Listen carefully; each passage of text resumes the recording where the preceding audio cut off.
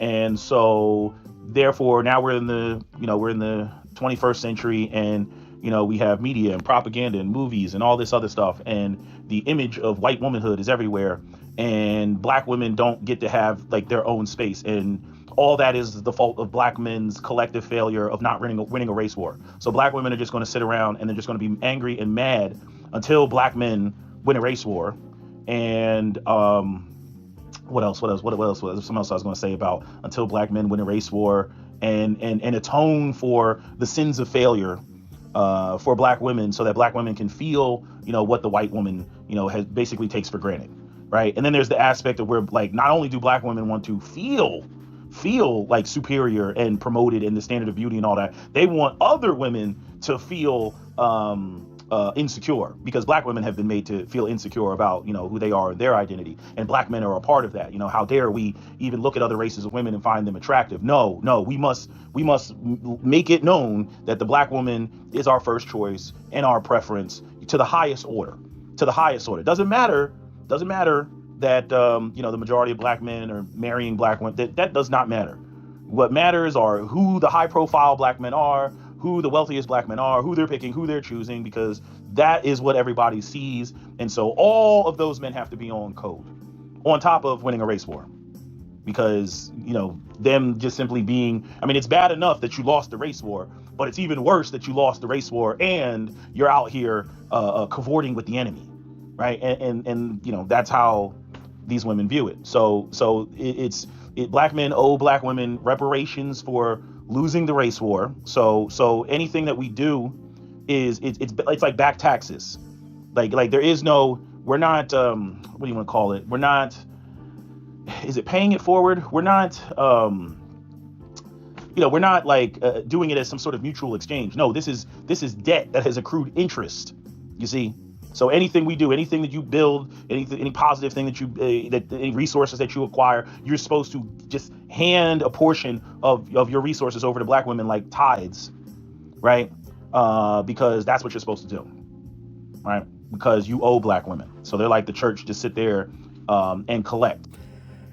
Hey, my more brothers, back again, and I just wanted to talk about something. I was listening to Sergeant Willie P, as I do occasionally, and he, after 10, 11 years of listening to him, he still sounds the same. Caring about what black women think and what black women really want. At this point, why should you care? They don't care about what you want or what you think. It's really that much of a big deal, man. Then, prostrate yourself and do what you need to do to please her, if that's even possible. It is, but that's probably not what you think it actually is. Anyway, I'm not going to touch on all of what he said because he spoke about an hour, but there's something that he keeps repeating that gets on my freaking nerves, and unfortunately he's not the only one that keeps saying this. I hear this all the time amongst pro-black people, or pro-black leaning people, of which Sergeant Willie Pete is one. This idea that, one, let's get to the first thing. We'll get to the real thing, because the real thing is in the picture we talked about, winning the race war. The myth of winning a race war. First, we got to lay a little foundation. Number one, we don't owe black women anything. We don't. This myth that we couldn't protect black women on the plantation and white folks did yada, yada, yada to our women, yada, yada, yada, that we always hear. Well, if we were real men, we'd have fought the white man and protected the black woman and the black family against the white man. There was no black family, especially in slavery. There was no black family. There wasn't. There was only you doing what? Making more slaves for the master. There was no black family. You didn't own your children. You did not possess your children. Children didn't belong to you.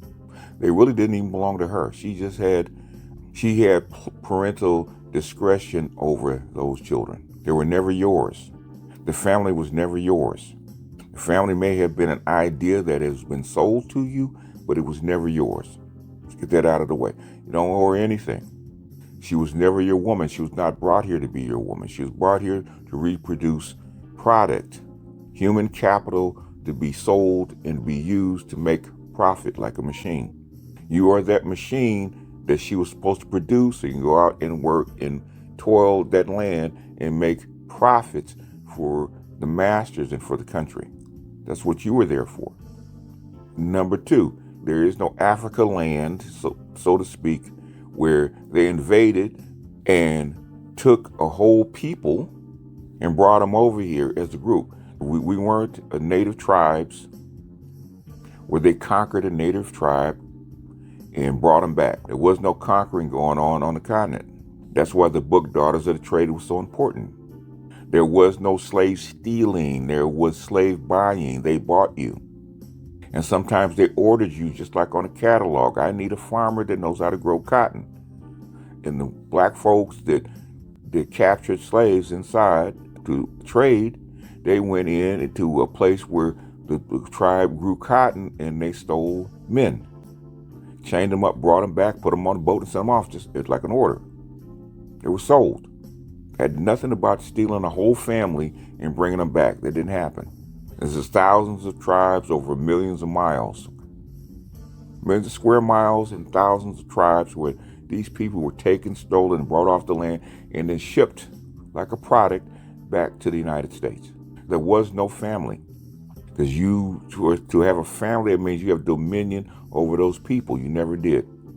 And that woman that had children most times had children by the slave master and several other different men. That's why after emancipation, it was so hard to form a black family out of what? Because it's not organic. Just stole these people, enslaved them, grew them up as animals, and then try to push them together as human families, and they're not. Shout out to black people. They tried to make this pieced up work or this pieced up culture work out of survival, right? So they formed their own little rules and stuff like that. But don't let women, especially black ones, rewrite history on you. That it was your fault that you were enslaved. It's not. It wasn't her fault she was enslaved. And it wasn't white people that captured you. Or captured your ancestors, because you might have been born in slavery. Might have been born on a slave farm. There's a movie called Goodbye Uncle Tom that talks about the slave farms, where they actually grew slaves in Virginia and in South Carolina, and then shipped them back to the interior. So you owing black women something because of slavery is bunk.